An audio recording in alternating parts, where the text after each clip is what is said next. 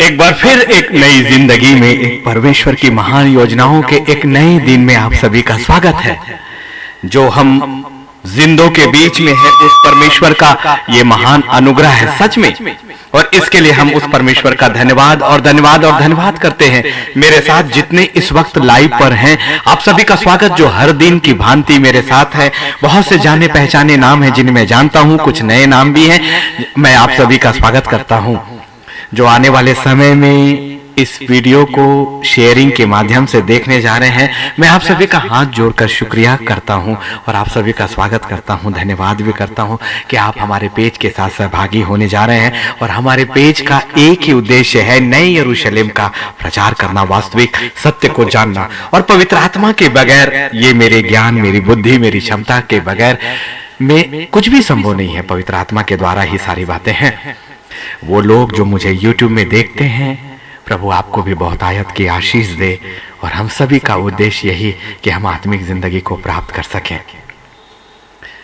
मेरी जिंदगी में कई ऐसे पल आए जब मैं बहुत ही उदासी के दिनों में था। सोना, जागना, उठना, बैठना, हर तरह मनुष्य की जिंदगी में ये भाग आता है। और यही वो समय है जब हमें शरीर के ऊपर आत्मा को ऊपर करना है। परमेश्वर की महान योजनाएं सच में आपकी सोच और आपकी समझ से बिल्कुल अलग है। और इसीलिए नीति वचन 3 उसके 5 और 6 में पवित्र आत्मा कुछ गहरी बातें आपसे करता है, जो मैं भी हर दिन उसकी ओर से करता हूं कि तू अपनी समझ का सहारा मत लेना, लेकिन संपूर्ण मन से परमेश्वर यहोवा पर भरोसा रखना। ये वचन मुझे अंदर तक भरता है और एक सीख दे देता है और मुझे आत्मा के साथ सहभागिता करने के लिए पूरी तरह से तैयार कर देता है। और आत्मा की सहभागिता शरीर की समझ को छोड़ के ही होती है, आत्मिक जीवन की ओर। यह उदासी क्यों? यदि आपकी जिंदगी में अभी कोई उदासी है तो पवित्र आत्मा हमसे आज बहुत सी गहरी बातों को करने जा रहा है। परमेश्वर की सोच और आपकी सोच, उसकी गति और उसकी गति में जमीन आसमान का अंतर है। परख कर देखिए, सच में परख कर देखिए अपने परमेश्वर को। ये उदासी अब हमें नहीं होने वाली, ना ही हम अब उदास होने वाले हैं। आइए पवित्र आत्मा के साथ सहभागिता करते हैं। महान महान पवित्र पवित्र आत्मा, हम आपका धन्यवाद करते हैं कि आपने हमें संसार से अलग कर दिया है, एक शरीर से बाहर निकालकर हमें आत्मा के साथ, आत्मा की सहभागिता में, वास्तविक सत्य के साथ, महान सिंहासन से, जो साम्राज्य इस संसार के साम्राज्य के सामने कोई तुलना ही नहीं रखता, ये साम्राज्य जिसकी तुलना कभी नहीं कर सकता। ऐसे महान वेदी के सत्य बातों और उसके गहराइयों तक आप हमें लेकर जाने वाले हैं। हम आपका धन्यवाद ही तो कर सकते हैं पिता। हमें एक मन करें, जो जहां कहीं जिस भी जगह पर है, चाहे वो अभी लाइव पर है, आने वाले समय पर जो रहेंगे, परमेश्वर तो एक है और वो स्थायी है, वो जो है सो है। इसलिए वचन कभी पुराना नहीं है, वो हमेशा वर्तमान है। इसलिए जिस वक्त भी ये कानों में जाएगा, जिस आत्मा तक जाएगा, उसी वक्त वो उससे बातें करे। पवित्र आत्मा आप उससे बातें करें, उसका नियंत्रण ले। यदि उनके जीवन में उदासी है तो वो जाने कि उनका खुदा उन्हें देख रहा है और ठीक समय पर अपनी योजनाओं के अनुरूप वो उनके विलाप को आनंद में और नृत्य में बदल देने वाला है। वो हमारे आंसुओं को अपनी कुप्पी में उठाता है। यस प्रभु, आप हमें एक परिवर्तित जीवन देते हैं इस संसार में भी, और फिर वो परिवर्तन हमें स्थायी परिवर्तन की ओर लेकर जाता है। धन्यवाद प्रभु, जितने इस वक्त हमारे साथ हैं, यीशु के नाम पर आमीन आमीन आमीन। न जाने प्रार्थना क्यों खुदा ने इतनी गहराई की कराई। वो जो कहे वो मुझे कहना है। उस मसीह के बगैर जिंदगी क्या। इस ट्रैक को मैं आपके सामने रखता हूं। ऐ मसीह, तेरे बिना जिंदगी नहीं।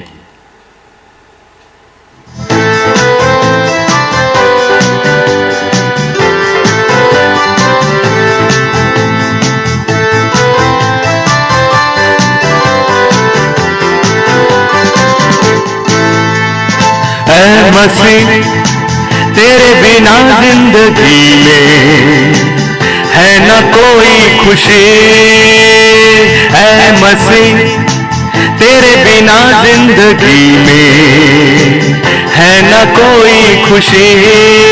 तू आ मेरे दिल में समा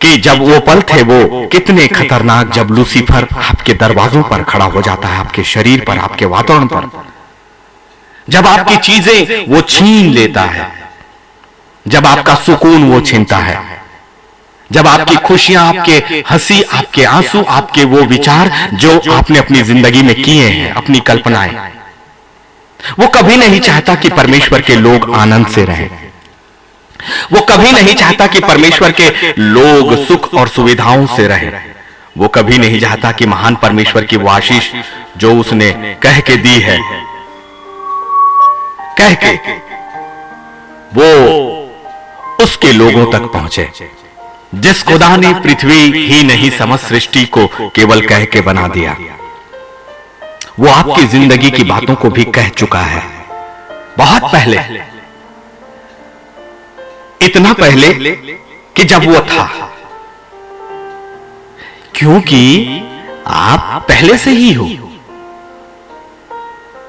क्योंकि आप एक आत्मा हो और ये संसार की आत्मा नहीं, उसी महान परमेश्वर की आत्मा का भाग, उसका हिस्सा, उसका हिस्सा।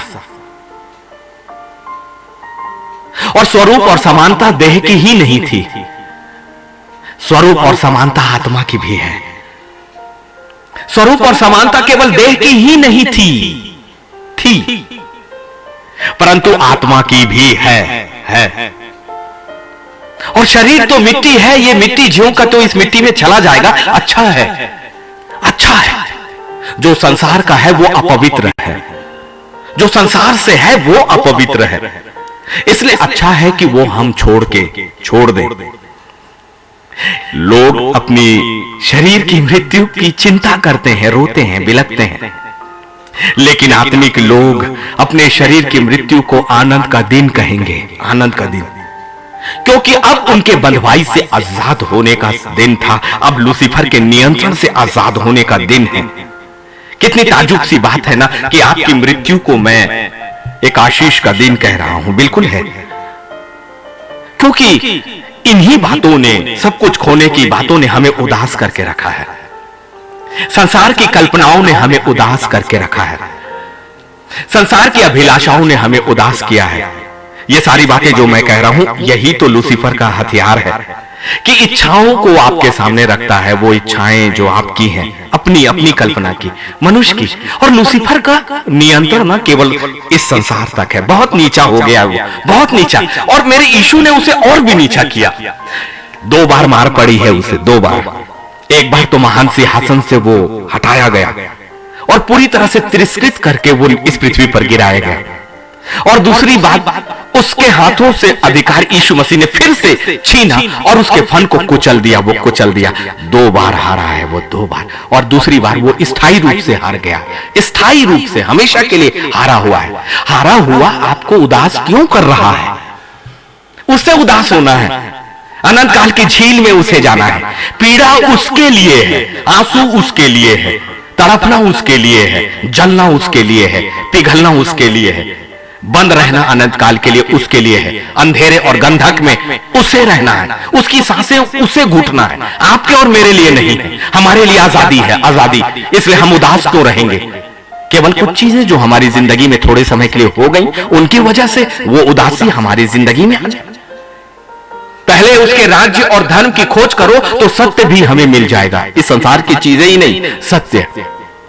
इसीलिए वो सत्य को चुराता है। सत्य के विरोध में हमने यही तो प्रचार किया। और मैं जानता हूं एक हमारे भाई ने उसी समय लूसीफर की आत्मा से पीड़ित होकर असत्य बातों को कमेंट्स के रूप में रखा है। हम उस कमेंट्स को हटाएंगे नहीं, क्योंकि हम उसका जवाब नहीं देंगे, क्योंकि जवाब खुदावन और उसका आत्मा देना जानता है। क्योंकि सत्य और असत्य का कोई मेल नहीं, सत्य असत्य से बातें नहीं करेगा, खुदावन लूसीफर और उसके लोगों से बातें नहीं करेगा, क्योंकि वो उसके बहुत ऊपर है।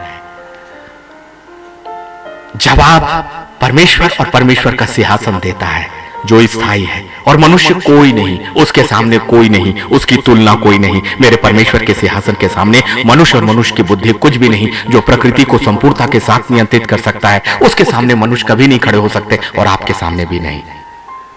यही जवाब है, क्योंकि युद्ध हमारा नहीं, हमारे परमेश्वर यहोवा ही का है। इसलिए हमारे लिए उदासी नहीं है। हम तो अपने परमेश्वर के कलाम पर देखेंगे, नई यरूशलेम की ओर देखेंगे। संसार और संसार की व्याख्याओं से हमें क्या लेना देना। मेरा परमेश्वर इस संसार में व्याख्या के अनुरूप नहीं है। ये संसार का ज्ञान मेरे परमेश्वर को परिभाषित नहीं कर सकता, उसकी सामर्थ्य और उसकी ताकत को जान ही नहीं सकता, क्योंकि वो शरीर का नहीं, आत्माओं का परमेश्वर है, सच में। और इसीलिए ये उदासी यदि आपकी जिंदगी में है तो क्यों है? भजन संहिता 34 और उसका 17 देखिए ना। एक राजा था दाऊद, जिसके पास सब कुछ था, लेकिन वो 12-12 वर्षों जंगलों में शाऊल से बसता हुआ फिर रहा था। यद्यपि उसका अभिषेक हो चुका था, उसका अभिषेक एक राजा के रूप में हो चुका था, परमेश्वर का चुनाव उसकी जिंदगी में हो चुका था, परमेश्वर की योजनाएं उसकी जिंदगी में प्रारंभ हो चुकी थी। लेकिन इन योजनाओं के प्रारंभ में भटकना था, इन योजनाओं के प्रारंभ में प्यासा प्यारा सा घूमना था, इन योजनाओं के प्रारंभ में गुफाओं और कंदराओं में छुपना था, इन योजनाओं के प्रारंभ में लगातार भागना और भागना और भागना था। उदासी और उदासी, उदासी। लेकिन क्या ये उदासी स्थायी थी? क्या उसका भागना सिर्फ संसार की दृष्टि से था? क्या दाऊद का विलाप परमेश्वर देख नहीं रहा था? क्यों? क्योंकि महान परमेश्वर की योजनाएं आपकी सोच और हमारी गति से बिल्कुल अलग है, सच में। क्योंकि वो मनुष्य नहीं और इसलिए मनुष्य के समान नहीं सोचता। वो मनुष्य नहीं, इसलिए उसकी कल्पनाएं मनुष्य की कल्पनाओं के साथ इस संसार और संसार की सीमाओं तक सीमित बिल्कुल भी नहीं रहती। इसलिए जो उदासी यदि आपकी जिंदगी में है तो दो कारण है, या तो लूसीफर ने आपकी जिंदगी में अधिकार किया, या महान परमेश्वर की योजनाएं आपको एक योद्धा, एक प्रशिक्षक और एक परमेश्वर का हथियार बनाने की तैयारी कर रही। इसलिए दोनों विषयों में आपको धन्यवाद देना है। और फिर ये उदासी उसी वक्त चली जाएगी। कब? जब सामर्थ का वचन आपके अंदर आएगा। भजन संहिता 34 और उसका 17 लीजिए। धर्मी दुहाई देते हैं और यहोवा सुनता है। पर्याप्त है आपकी उदासी को दूर करने के लिए। अब पाला आपके हाथों में है कि कौन परमेश्वर की वेदी के सामने धर्म को लेकर धर्मी ठहरेगा। धर्मी तो कोई भी नहीं, सबने पाप किया, लेकिन यीशु का लहू हमें सब पापों से शुद्ध करता है। शुद्धता को मांग लो, लूसीफर की आवाज को नहीं, अपने खुदा की पवित्रता को और उसके छुटकारे को। और यूहन्ना 3 और 16 के उस कलाम को हमें याद करना है जो खुदावन ने आपके और मेरे लिए एक योजनाओं के रूप में आपकी और मेरी जिंदगी में हमेशा के लिए दे दिया है, हमेशा के लिए। इसीलिए तो उसका कलाम ये कहता है कि धर्मी दुहाई देते हैं और यहोवा सुनता है और उनको सब विपत्तियों से छुड़ाता है।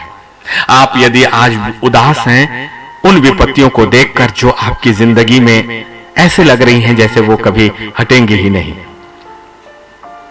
जिनसे छुटकारा आपको नजर ही नहीं आता, जिनसे बाहर निकलने का उपाय आपकी सोच, आपके मस्तिष्क में नहीं है, जिनका उपाय आपको अभी इस दुनिया में बिल्कुल भी नहीं दिख रहा है। और जब संसार की दृष्टि से ना दिखाई देना तो अपने आप को एक कमरे में अपने परमेश्वर के सिंहासन के सामने समेट लेना ही उचित है। और अपने घुटनों में आना या दंडवत की प्रार्थनाओं में आना उचित है, क्योंकि अब समय हो गया है, अब समय हो गया है कि जब संसार में कुछ नहीं दिखाई देता तो परमेश्वर चाहता है कि अब आप संसार को नहीं, स्वर्गीय सिंहासन को देखो, स्वर्गीय सिंहासन की ओर देखो, स्वर्गीय सिंहासन की ओर देखो। और स्वर्गीय सिंहासन आत्मिक साम्राज्य है। मेरा परमेश्वर एक आत्मिक साम्राज्य है, वो आत्मा है, वो प्रभुओं का प्रभु और राजाओं का राजा है। इसलिए उसकी ओर देखने के लिए संसार की आंखें नहीं लगेंगी, क्योंकि संसार की आंखें उस खुदावन को नहीं देख सकती, नहीं देख सकती। तो फिर हमें आत्मिक आंखों में आना होगा, आपकी संसार की आंखों को बंद करना होगा। और यही वो वक्त है जब खुदा ने मुझे दंडवत करना सिखाया। दंडवत, अपने परमेश्वर की महान वेदी का आदर करना, अपने परमेश्वर की महान योजनाओं को स्वीकार करना, अपनी उदासियों के लिए भी अपने परमेश्वर का धन्यवाद करना और कहना, खुदावन ये जीत मेरी हो चुकी है, मेरी उदासी एक नृत्य में बदल जा चुकी है। क्योंकि भजन संहिता 30 और 11 में उसके वचन ने आपसे कहा है कि वो तेरे विलाप को नृत्य में बदल देगा, वो तेरे विलाप को नृत्य में बदल देगा। और वचन आपके लिए पहले ही है, आपकी माता के गर्भ में रचे जाने से पहले आपका विलाप नृत्य में बदल दिया गया है। आपकी उदासी, आपका टाट ओढ़ना, आपका टाट ओढ़ने का मतलब यह है उदासी, दुख, वो उसे हटाएगा। वचन में वही लिखा है कि वो तेरे टाट का ओढ़ना हटाकर तेरी कमर में आनंद का पटुका बांध देगा। मेरे लिए उदासी सुख में बदल जाने वाली है। कुछ समय के लिए यदि ये उदासी है तो हमें, यदि ये लूसीफर की ओर से है तो लूसीफर को हम हराएंगे। वो हमारे पैरों के नीचे है, क्योंकि यीशु मसीह ने उसका खुल्लम खुल्ला मजाक पुराना बहुत पहले उड़ा दिया है और वो अधिकार उसने आपको और मुझे दे दिया है। कलीसिया, आप कलीसिया हो, you are church and church is not by build by the material of this world, पर church is the spirits and spirits, जो आत्माएं और आत्माओं का समूह है, जो महान पवित्र आत्मा की सहभागिता में यीशु की देह में अपने आप को जोड़ देता है।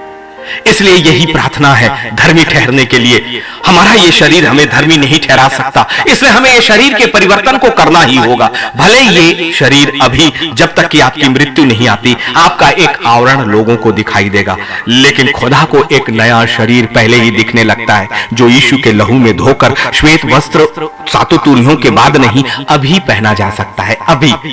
अभी कई प्रचार ऐसे हुए हैं, और यदि आपकी बुद्धि ने यह सोचा है कि जब सातों तुरहियां फूकी जाएंगी और पवित्र यीशु अपने न्याय के लिए जब आएगा, तब हम उठाए जाएंगे और हम रूपांतरित हो जाएंगे। रूपांतरण तो अभी आपके पास है, अधिकार आपके पास है, कि क्योंकि यीशु मसीह ने एक बात कही है, सब कुछ पूरा हुआ। और वो पवित्र परमेश्वर की महिमा के दाहिने स्थान में अभी बैठा हुआ है, और उसका शरीर अभी आपके लिए खुला हुआ है। और समय तो अभी है ना, क्योंकि यीशु मसीह के शरीर को, अर्थात उस रूपांतरित शरीर को, आत्मा के शरीर को अभी भी हम पा सकते हैं। और लेकिन इसे पाने के लिए इस जुबान का अंगीकार करना जरूरी है, और वो जुबान इस शरीर के साथ है। इसलिए शरीर की जुबान जब अंगीकार करती है तो वो तभी करती है जब वो लूसीफर और मनुष्य, यहां तक कि आपके खुद के नियंत्रण में ना होकर पवित्र आत्मा के नियंत्रण में है, और तभी आत्मा आपके शरीर के ऊपर हो गई है, और यही वास्तविक आत्मिक जिंदगी है। और तब आपके लिए इस संसार की उदासी की कोई बातें नहीं होंगी, इस संसार की उदासियों की आप चिंता करोगे ही नहीं, और इस संसार की उदासियों के बीच में संसार उदास होगा, लेकिन खुदावन के लोग मुस्कुराएंगे, क्योंकि अब इन उदासियों के बीच में परमेश्वर उन्हें आनंद देने जा रहा है। आनंद बाहर नहीं है, आनंद के क्षेत्र में नहीं है। सबसे बड़ा आनंद वो है जब दुख, मुसीबत, पीड़ा और आंसू के बीच में पवित्र परमेश्वर उन्हें बदलता है। देखिए, आपने क्या मांगा? सुख मांगा। आपने क्या मांगा? आनंद मांगा। आपने क्या मांगा? वैभव मांगा। आपने क्या मांगा? संपत्ति मांगा। लेकिन असली सामर्थ्य तो तब है जब आपकी परिस्थितियां आपकी आंखों के सामने देखते देखते महान सिंहासन बदले, वो आपके जीवन में उतर जाए। इसलिए उसने कहा कि मैं उस जगह के लिए हूं जहां लाल सागर है। लाल सागर पहले से नहीं हटेगा, मजा उसमें नहीं है, फिरौन की सेना पहले नहीं हटाई जाएगी, वो पीछे आएंगी, इतने पीछे कि वो आपको छूने लगेंगे। लेकिन जैसे ही उनका स्पर्श होने लगेगा, महान सिंहासन उन्हें आपके बीच में परमेश्वर की आंखें आ जाती हैं। इसलिए उदासी किसके लिए? क्यों? क्योंकि युद्ध आपका कहां है? आपकी परिस्थितियों को देखने वाला आपका महान सिंहासन आपको अपनी नजरों से निरंतर ताक रहा है। मुझे सिर्फ अपने परमेश्वर में आनंद करना है, चाहे वो मेरी परिस्थितियां कुछ भी हो, मुझे आनंद के साथ चलना है। और जैसे मेरे यीशु ने शैतान को रौंदा है, वैसे वो रौंद कर चलने में जो मजा है, उस लूसीफर का हमेशा खुल्लम खुल्ला मजाक उड़ाए। वो आपका मजाक क्यों उड़ा रहा है? वो आपको दुखी क्यों किए हुए है? वो आपको आंसुओं में क्यों डाले हुए है? जबकि रोना तो उसे है, उसकी सेनाओं को है। Who we are, हम अपने परमेश्वर के चुने हुए मिरास वाले उसके अधिकारी हैं, स्वर्ग के अधिकारी, स्वर्ग के वारिस, स्वर्गीय मिरास के लोग। और इसीलिए हम धर्मी अपने परमेश्वर के द्वारा ठहराए गए हैं, क्योंकि उसने हमें धर्मी ठहराया अपने लहू से धोकर। और किसी मनुष्य को और किसी लूसीफर को और उसकी शैतान की किसी ताकतों को यह कहने का अधिकार बिल्कुल भी नहीं है, बिल्कुल भी नहीं है। उन्हें अधिकार बिल्कुल भी नहीं है कि वो आपके भविष्य को तय करे, उनकी आवाज को सुनना बंद करें, क्योंकि पवित्र आत्मा एक बात कहता है, धर्मी दुहाई देते हैं और यहोवा सुनता है। और यदि मेरा परमेश्वर सुनता है तो वो सब कुछ करता है, और यदि वो सुनता है तो वो कहता भी है। और उसकी कहने हुई बातों में कभी भी आपके लिए हानि की बातें हो ही नहीं सकती, क्योंकि यिर्मयाह 29:11 में उसने आपकी जीवन की कल्पनाएं पहले ही की है, जो आपके लिए हानि की नहीं परंतु लाभ ही की है। और मेरा खुदा उन्हें सब विपत्तियों से छुड़ाता है। सब विपत्ति मेरी जिंदगी में जिन्हें मैं जानता भी नहीं हूं, वो विपत्तियां जो मेरी जिंदगी में आने वाली है, जो भविष्य में जो मेरा चारों ओर घेरा आने वाला है, चाहे वो मनुष्यों की ओर से हो या लूसीफर की ओर से, बड़ी गहराई है भजन संहिता 34 और 17 में। इसलिए परमेश्वर के उस आत्मा का धन्यवाद करें, अपने पवित्र परमेश्वर का धन्यवाद करें, क्योंकि वो सत्य की बातें, सत्य का आत्मा सत्य के समय पर आपसे अभी इसी वक्त सीधे बात कर रहा है, मुझसे भी, कि वो उनको सब विपत्तियों से छुड़ाता है। आपके और मेरे लिए ये पर्याप्त है। वो विपत्तियां भी जो आपकी जिंदगी में पिछली जिंदगी से चली आ रही हैं, वो विपत्तियां भी जो अभी वर्तमान में आपकी जिंदगी के साथ हैं, और वो विपत्तियां भी जो मनुष्य या कोई भी षड्यंत्र करने वाला आपके चारों ओर लेकर आएगा। कोई भी महान सिंहासन पर विराजमान परमेश्वर की संतानों को छू नहीं सकता, क्योंकि धर्मी जब दुहाई देते हैं ना, तो यहोवा सुनता है, और यहोवा का सुना जाना सब कुछ है, संपूर्ण है। विपत्तियों से भी छुड़ाने वाला वो परमेश्वर है आपके और मेरे लिए। इसलिए वो महान सिंहासन आपके और मेरे लिए न्याय कर रहा है। सो आप उदास क्यों होगे? धर्मी हो जाइए, पवित्र लहू में धुलकर आत्मा की जिंदगी में आ जाइए, आत्मा में होकर, और फिर दुहाई में बैठ जाइए ना। आपकी दुहाई कहां खाली जाने वाली है? मनुष्य के सामने क्यों अपने हाथों को फैलाना? मनुष्य के आश्रय में क्यों रहना? क्यों संसार में अगुओं को खोजना? वो सच्चा पवित्र आत्मा जो वास्तविक अगवा है, जो स्वर्ग का ही है, जो शुद्ध है, जो पवित्र है, वो आपके बेहद करीब, आपके साथ है, बल्कि आपके शरीरों के अंदर है, आपके अंदर है। क्यों नहीं पहचाना आपने उसे? क्यों नहीं पुकारा आपने उसे? क्यों नहीं उसकी सहभागिता ली? क्यों उसके साथ आपकी दुहाई जो वो देता है? क्योंकि वचन ये कहता, आत्मा आप ही आहें भर भर कर आपके लिए और मेरे लिए प्रार्थना करता है, क्योंकि वो परमेश्वर की मंशा को जानता है। इसलिए यदि ये उदासी आपके पास है, तो इसी वक्त छोड़े, अभी उसे छोड़े, क्योंकि उदासी परमेश्वर के लोगों के लिए कभी नहीं है, कभी नहीं। यदि ये उदासी आपके चेहरे पर है, तो जान लीजिए कोई और आपके पास खड़ा है जो आपको इसी रूप में देखना चाहता है। उठाकर बाहर करिए इस जुए को, उठाकर बाहर करिए उसे, और कहे मेरे जीवन से तू बाहर जा। यदि अभी मैं दुख में भी हूं, यदि मैं विपत्ति में भी हूं, यदि मैं पीड़ा और आंसू और कर्जों और कमी और बीमारियों में भी हूं, तो मेरा परमेश्वर शरीर के ऊपर है। मेरा परमेश्वर मुझे उठाकर, मेरी दुहाई को सुनकर मुझे सब विपत्तियों से छुड़ाने वाला परमेश्वर है। मेरे पवित्र आत्मा ने मुझे कह दिया है कि यहोवा धर्मियों की दुहाई देता है, इसलिए मैं दुहाई देता हूं। और अपनी बातों को, अपनी आंखों को अपने जीवते परमेश्वर की ओर उठाओ और परमेश्वर की दुहाई दो, उस परमेश्वर की जो सुनता आई है। और वो परमेश्वर वो है जिसने कहा और सृष्टि को बना दिया, और उसी सृष्टि का हिस्सा आप और आपकी जिंदगी भी है। तो परमेश्वर कहकर आपकी उन विपत्तियों से वो आपको छुड़ाएगा, पर्याप्त है। वो कभी भी मनुष्यों के हाथों में पड़ने नहीं देगा। क्या लाखों लाख इस्राएली फिरौन की सेना के हाथों में पड़े? क्या गिदोन के साथ केवल 300 लोग थे, और अनगिनत अमालेकी मुनि, न जाने कितने कितने तरह के राजाओं ने अपनी शक्तियों के साथ, अपने अनगिनत ऊंटों और हाथियों और अपने तलवारों और धनों के साथ लड़ा। संसार को मत देखो, संसार के हथियारों को मत देखो, एक उस बड़ी बालू के समान, किनको के समान फैली हुई सेनाओं को, विपत्तियों को मत देखो, क्योंकि एक सिंहासन आपके लिए पर्याप्त है। उसका एक सामर्थी दूत यदि चले तो समस्त मिस्र के पहलाठों को उसने मार दिया, समस्त मिस्र की नील नदी को उसने पानी उसे लहू में बदल दिया, और कोई नहीं मेरे परमेश्वर की सामर्थ के सामने खड़ा हो सके, क्योंकि उसका दूत आपके आगे भी है और उसके पीछे भी है। परमेश्वर के दाहिने आपके आजू और बाजू है। परमेश्वर के लोग जब उसके धर्मी होकर उसकी दुहाई देते हैं,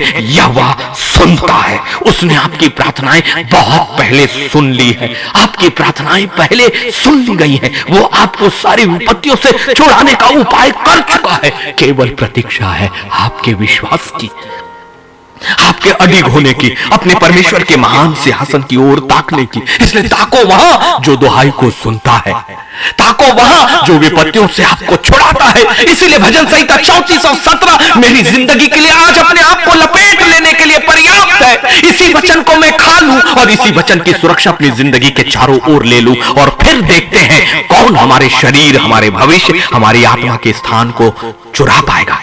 इस संसार में भी खुदाबंद की आशीष हमारे लिए है। हमें उदासी नहीं है, हमें उदासी नहीं है, हम उदास नहीं है, नहीं है, नहीं है, नहीं है। इस उदासी को छोड़ो, अपने परमेश्वर की आनंद और स्तुति करो। कई बार मैंने अपने आंसुओं के बीच में परमेश्वर को आनंद के साथ पुकारा है और उसकी स्तुति और आराधना की है। मेरी आत्मा किसी भी तरह से, मेरा शरीर रो रहा था, लेकिन मेरी आत्मा को मैंने उसी दुख की घड़ियों में, आंसुओं के बीच में अपने परमेश्वर को महिमा दिया।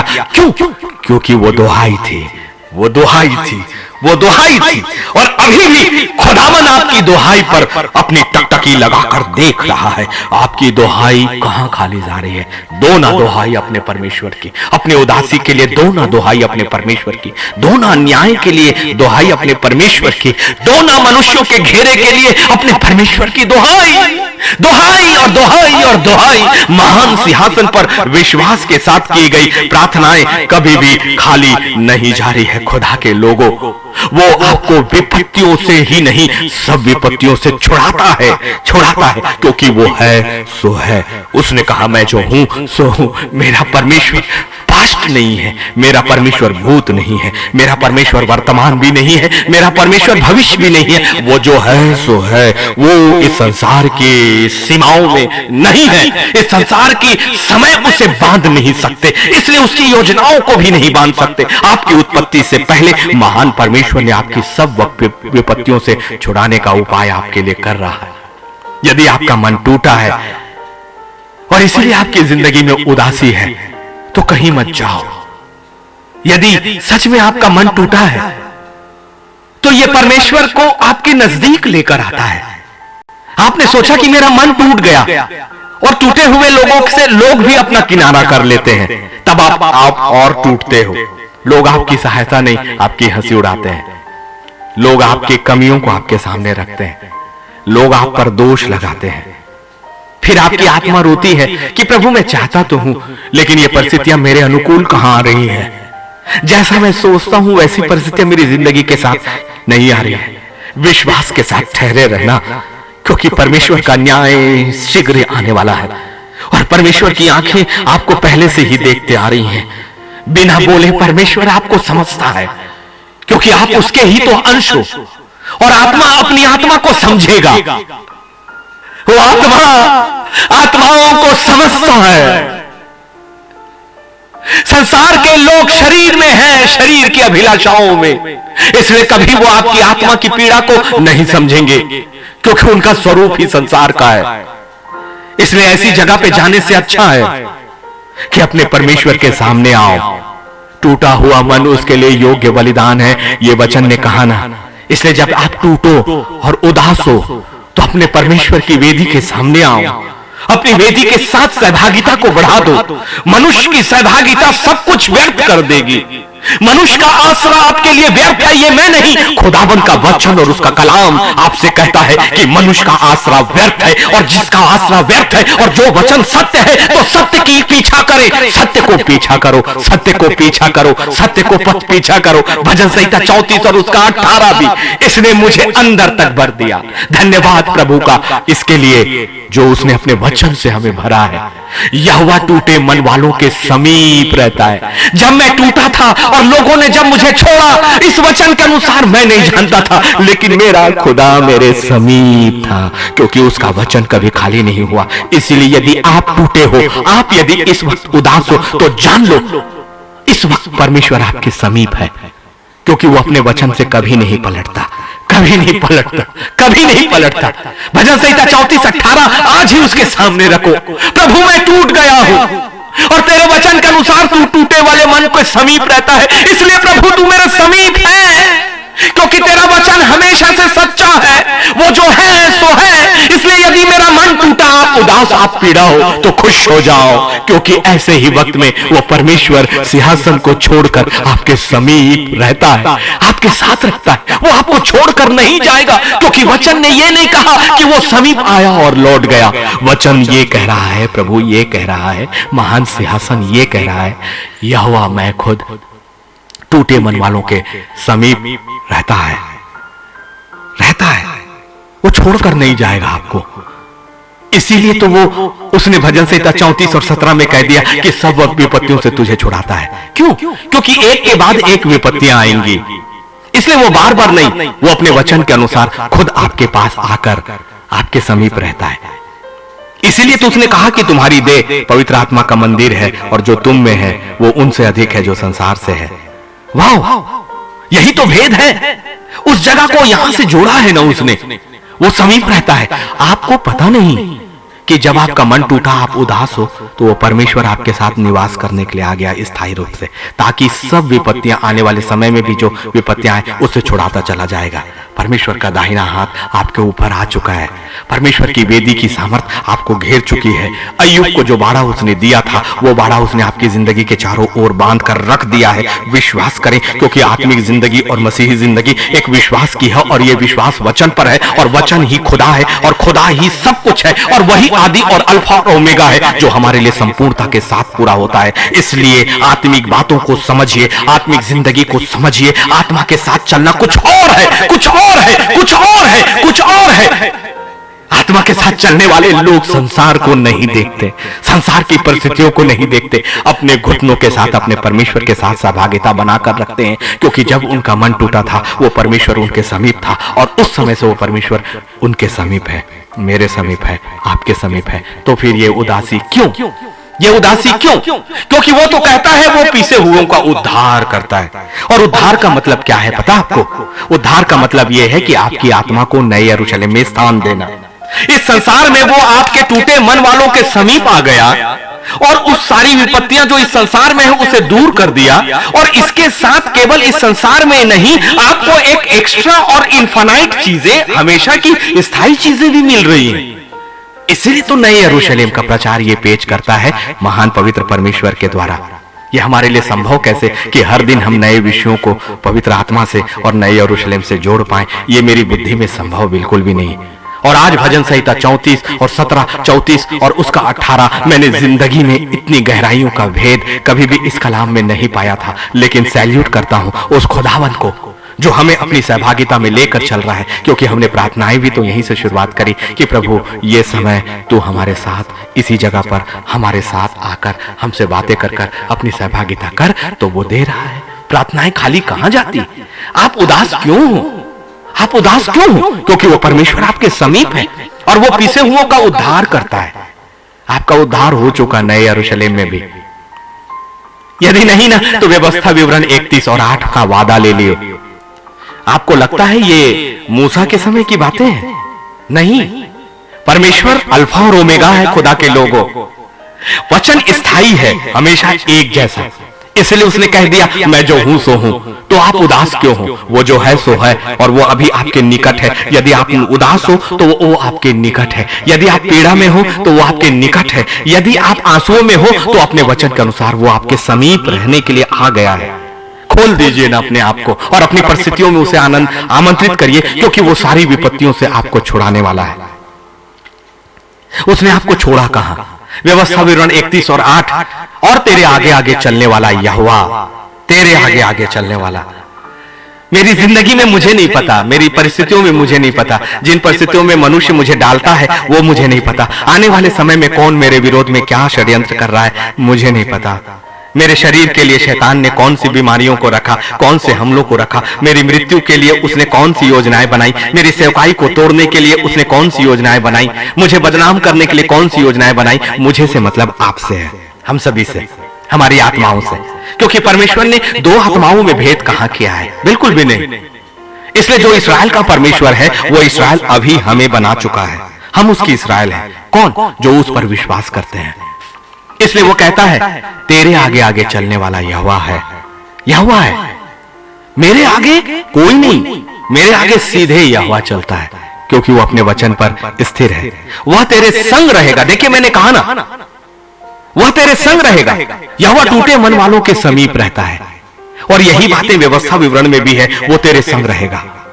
और इसीलिए उसने कहा कि टूटा मन परमेश्वर के लिए योग्य बलिदान है। कुछ बातें समझे नहीं क्या? लूसीफर ने कितनी असत्य को सुखाया कि जो उदासी तेरे लिए है ना, वो तेरी जिंदगी का नाश है। लेकिन आपकी उदासी आपके लिए परमेश्वर की समीपता में आने का एक बड़ा कारण बनता है, और परमेश्वर टूटे मन के समीप आ जाता है, और वो हमारे संग रहता है। और देखिए ना कितनी बड़ी बात है, इस संसार में लोग आपको छोड़ देते हैं, सच में छोड़ते हैं भाई। उनकी परिस्थितियां उन्हें बदल देती हैं। लोग लाभ और हानि से रिश्ते रखते हैं, लेकिन मेरा परमेश्वर लाभ और हानि से नहीं, अपने प्रेम से रिश्ता रखता है, अपने प्रेम से। और उसका प्रेम अगापे प्रेम है। अगापे प्रेम, अगापे प्रेम क्यों? वचन के अनुसार, क्योंकि वो कभी नहीं बदलता, कभी नहीं बदला। मेरा परमेश्वर जो इस्राएल से प्रेम करता था, वही प्रेम उसने मेरी आत्मा से, मेरी हर उन परिस्थितियों में किया, और इस वक्त भी वो मुझे प्रेम से निहार रहा है, और आपको भी। उसकी आंखों में हमारे लिए अगापे प्रेम है। वो हमें उदास नहीं देख सकता, इसलिए वो अपने सिंहासन को छोड़कर अपने वचन के अनुसार अपने उदास संतान के समीप आकर उसे उठाता है। सोचिए ना, जब आप आंसुओं में बिलखते हो, वो आकर कहे कि मेरे बेटे, मेरी संतान, उठ उठ। और जब आपके आंसुओं को कोई ना पूछे, तब एक अदृश्य हाथ आपके गालों पर आया है, और एक अंदर से आवाज उस खुदा की है, मेरे बच्चे, मेरे बच्चे। कभी सुना है ये आवाज? जब खुदा की आवाज आपको आए और कहे मेरे बेटा, मेरी बेटी, उस गहराई, उस प्रेम की गहराई, उस आवाज की शांति जब आप एक बार महसूस कर लोगे ना, तो कभी उस आवाज से अपने आप को दूर नहीं करोगे। क्योंकि इस संसार की आवाज और उस आवाज में बहुत अंतर है।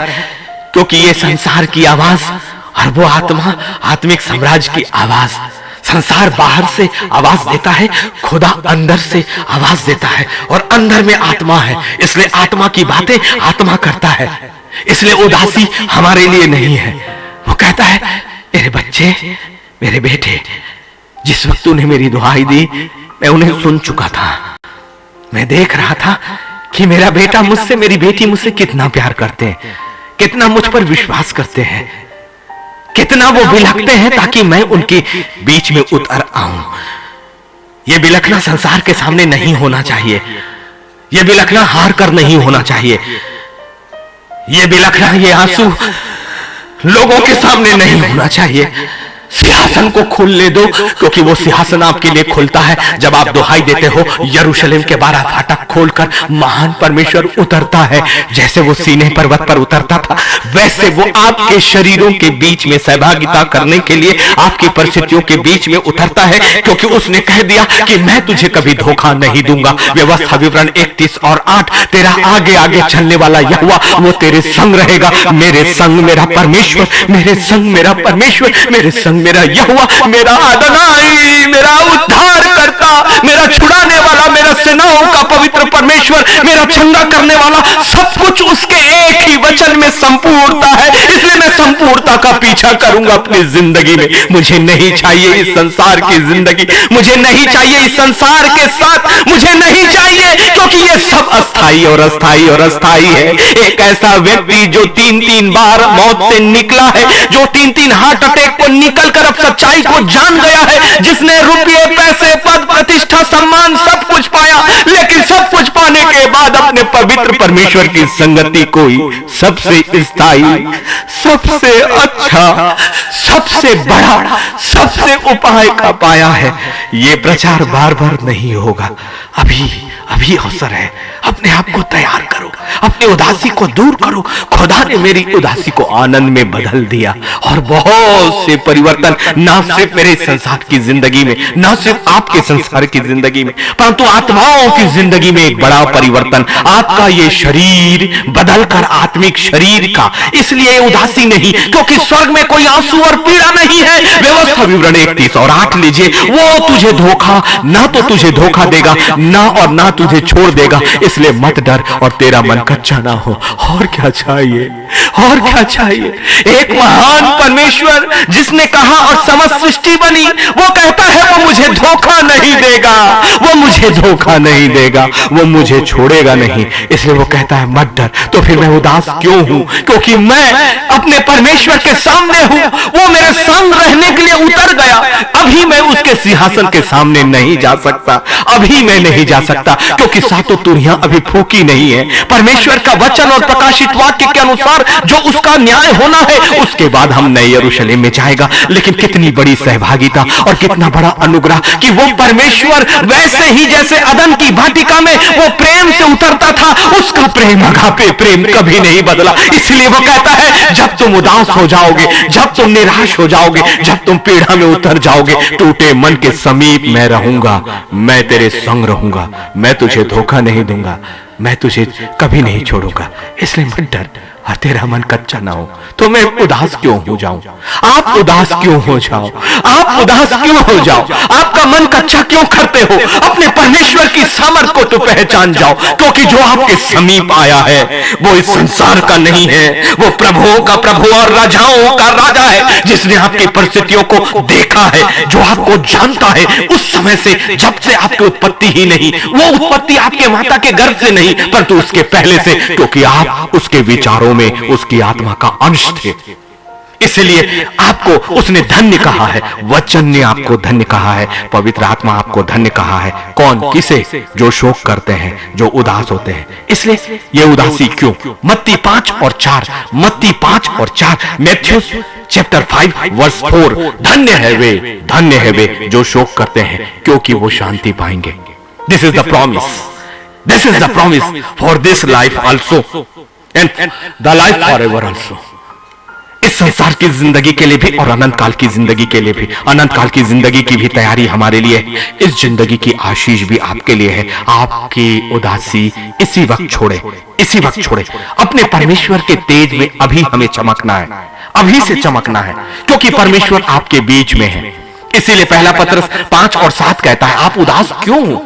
और अपनी सारी चिंता उसी पर डाल दो, क्योंकि उसको तुम्हारा ध्यान है। सारी चिंताएं उस पर डाल दो। तो मैंने डाल दिया अपनी जिंदगी में, अपने परमेश्वर के कलाम को लेकर निकल गया। मेरी जिंदगी की विपत्तियों और उन सारी बातों को मैंने पीछे छोड़ा और अपने परमेश्वर की उपासना और आराधना में निकल गया। अपने शरीर के उन खोई हुई चीजों को मैंने भूल गया और अपने परमेश्वर के लिए अपनी जिंदगी, अपनी आत्मा, अपने शरीर का अंश देकर निकल गए। हम तो निकल गए। आप कब निकलोगे? मत सोचो कि आपके शरीर को, आपके आत्मा को, आपके जुबान को परमेश्वर कैसे इस्तेमाल करेगा। मुझे भी नहीं पता था, मुझे भी नहीं आता था, कुछ भी नहीं आता था, लेकिन खुदा को आता है, खुदा को पता है कि आपको कैसे वो उदासी से बाहर निकालकर, अपना अभिषेक देकर, आपको अपने गाढ़े मस्से से भरकर, आपकी चिंताओं, आपकी विपत्ति को उठाकर आपको कैसे उपयोगिता में लेकर आ जाएगा। आपको आज लग रहा है ना, आप उदास हो कि आपकी जिंदगी की कोई उपयोगिता नहीं है, कभी कोई उपयोगिता नहीं है, लेकिन आपकी जिंदगी की महान उपयोगिता महान खुदा के सामने थी। मेरी जिंदगी बदल दी और आज कैमरे के सामने बैठा दिया। इस पेज को खोलकर नए यरूशलेम का सत्य प्रचार, मुझे ये नहीं आता था, ना आता है। केवल एक चीज आती है, अपने पवित्र आत्मा की सहभागिता में अपने आप को छोड़ देना, अपने विश्वास को अपने परमेश्वर पर बना कर रखना, हमेशा और हमेशा वेदी की ओर निहारना और अपनी आत्मा को महान आत्मा से जोड़कर रखना। इस संसार में सब कुछ अलग हो जाए तो मुझे कबूल है, लेकिन मेरा खुदा एक पल के लिए भी मुझसे अलग हो जाए, एक पल भी अलग हो जाए तो मुझे कबूल नहीं, क्योंकि वो खालीपन मैं बर्दाश्त नहीं कर सकता। इस संसार का हर खालीपन मेरे लिए चलेगा, लेकिन मेरा खुदा मुझे छोड़ दे, ये मैं नहीं सह सकता, नहीं सह सकता, नहीं सह सकता। और फिर मैं विलाप करूंगा अपने परमेश्वर की दुआई, हे मेरे खुदा, हे मेरे खुदा, अपनी संगति को मुझसे अलग मत कर, चाहे संसार को तू मुझसे अलग कर दे प्रभु। तू मुझे चिथड़ों में ले जा चलेगा, तू मुझे भूखों में ले जा चलेगा, तू मुझे बीमारियों में ले जा चलेगा खुदावन, लेकिन यदि तू मेरे साथ न रहे तो नहीं चलेगा, क्योंकि मेरी उदासी नहीं, मेरा तू आनंद है, तू ही मेरा आनंद है, तू ही मेरा आनंद है। क्योंकि भजन संहिता 30 और 5 के साथ पवित्र आत्मा आज समाप्त कर रहा है। उसका क्रोध तो क्षण भर का होता है, परंतु उसकी प्रसन्नता जीवन भर की होती है। कदाचित रात को रोना पड़े, परंतु सवेरे आनंद पहुंचेगा, सवेरे आनंद पहुंचेगा। आपकी जिंदगी का रात बीतने वाला है, सवेरा होगा और निश्चित तौर से आपका रोना आनंद में बदल जाने वाला है। अंधेरे को अपनी आंखों से उजाले में परिवर्तित होकर देखना आनंद का विषय है। इसलिए हम उदास नहीं। कोई परिस्थितियां हमें उदास कैसे कर सकती हैं? बिल्कुल भी नहीं। छोड़ो, शैतान की हर एक बातों को त्याग दो। हमारे लिए हर एक तकलीफों के बीच में वो परमेश्वर उतर गया है। उससे वैसे ही परख कर देखो, क्योंकि वो आगे आगे जब चला तो यरदन रुकी, वो आगे आगे चला तो लाल सागर बाहर हुआ, वो आगे आगे चला तो सेनाएं कुछ भी नहीं कर पाए। अनगिनत सेनाओं को मत देखो, अपने परमेश्वर की एक सामर्थ को देख लो, क्योंकि वो परमेश्वर खुद अपने लोगों के बीच में उतर गया है। इसलिए न्याय हमारे लिए है, उदासी नहीं। इसलिए खुशियां हमारे लिए है, उदासी नहीं। इसलिए चंगाई हमारे लिए है, उदासी नहीं। इसलिए हर एक प्रभु में धन्य हो जाना, प्रभु में संपत्ति को प्राप्त करना हमारे लिए है, उदासी हमारे लिए नहीं है। लूसीफर का खंडन करें और उसे बाहर करें अपनी जिंदगी से, और उसे हमें ललकारना होगा, साधारण नहीं। और अब झुकने वाली प्रार्थनाएं भी नहीं। ये नहीं कि शैतान के जाल फंदों और इन परिस्थितियों से मुझे बचा ले प्रभु, परंतु ये कहे मैं इन परिस्थितियों को यीशु मसीह के पवित्र नाम से जो अधिकार मुझे मिला है, और मेरा परमेश्वर जो मेरे संग है, जो मेरे आगे आगे चलता है, उसी महान परमेश्वर की संतान होने के नाते इन परिस्थितियों को बांधता हूं और इन्हें कमांड करता हूं कि ये मेरे वातावरण से बाहर चले जाएं। अब उदासी मेरी नहीं, तुम्हारी हो। लूसीफर तुम्हारी हो। मैं तो अपने खुदा के आनंद में बढ़ूंगा, हंसूंगा, दौड़ूंगा। प्रभु हमें बहुतायत की आशीष दे। खुदावन मैं आपका धन्यवाद और धन्यवाद और धन्यवाद करता हूं। पवित्र सिंहासन आपकी वेदी के लिए हम आपका धन्यवाद करते हैं। महान खुदावन, हमारी उदासी अब हमारे नहीं रहने वाली है पिता, इसके लिए धन्यवाद करते हैं। जितने लोग हमारे साथ लाइव पर हैं प्रभु, और जो बड़ी बड़ी दीनता और आंसुओं के साथ मैं देख पा रहा हूं, बहुत से आंसू और बहुत सी आत्माओं का विलाप, बहुत सी दुहाइयां तेरी वेदी के सामने इसी वक्त पहुंची है, इसी वक्त, क्योंकि आत्मा आपने हमें एक मन और एक देह होकर सहभागी किया था। यीशु के नाम पर हम बांधते हैं वातावरण को जो उदासी का है,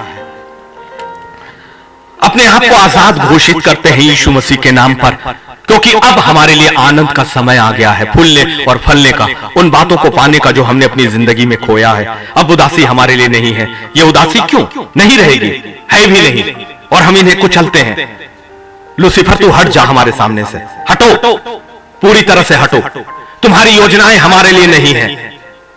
तुम नरक के हो और तुम्हारा न्याय हो चुका है, और तुम उसी जगह पर जाओगे, लेकिन हम उद्धार की जगह पर जा रहे हैं। इस शरीर के साथ हमारा अंत नहीं है, ये जान ले, क्योंकि इस शरीर के अंत के साथ आत्मा की एक नए शरीर में उत्पत्ति है। महान सिंहासन, धन्यवाद कि आपने हमारे विलाप को नृत्य में बदल दिया है। धन्यवाद प्रभु कि इन उदासी के पलों पर भी हमारा परमेश्वर हमारे संग है, हमसे बातें किया उसने, क्योंकि मैं तेरे संग हूं। टूटे मन वालों के समीप मैं रहता हूं। प्रभु आपके वचन के अनुसार इसी वक्त हमारे विलाप, हमारी उदासी में, हमारी पीड़ा में, हमारी बीमारी में, हमारी कमी में, हमारी घटियों में हमारा खुदा हमारे बीच में है, और जब वो है तो हमें निकालेगा निश्चित तौर से। और हमें किसी को नहीं देखना, सिर्फ तुझे और तुझसे बातें करेंगे पिता। सिर्फ तुझ में रहेंगे, तुझ में समा जाएंगे, सब कुछ तुझ में, सब कुछ तुझ में। महान खुदावन, सब कुछ तुझ में, यीशु मसीह के पवित्र नाम में, आमीन आमीन। मैं आप सभी का धन्यवाद करता हूं। शनिवार और रविवार हमारे लाइव नहीं होगा, और मैं भी शायद हम 1 तारीख तक लाइव ना कर पाए, लेकिन फिर भी मेरा आपसे निवेदन है कि मंडे यदि लाइव होगा तो वो 7:30 बजे के आसपास हम लाइव करेंगे। एक सेशन 7:30 से 8:30 का। सो समय को ध्यान रखिएगा, 9:30 की जगह 7:30 मंडे। प्रभु हम सबको बहुत आयत की आशीष दे।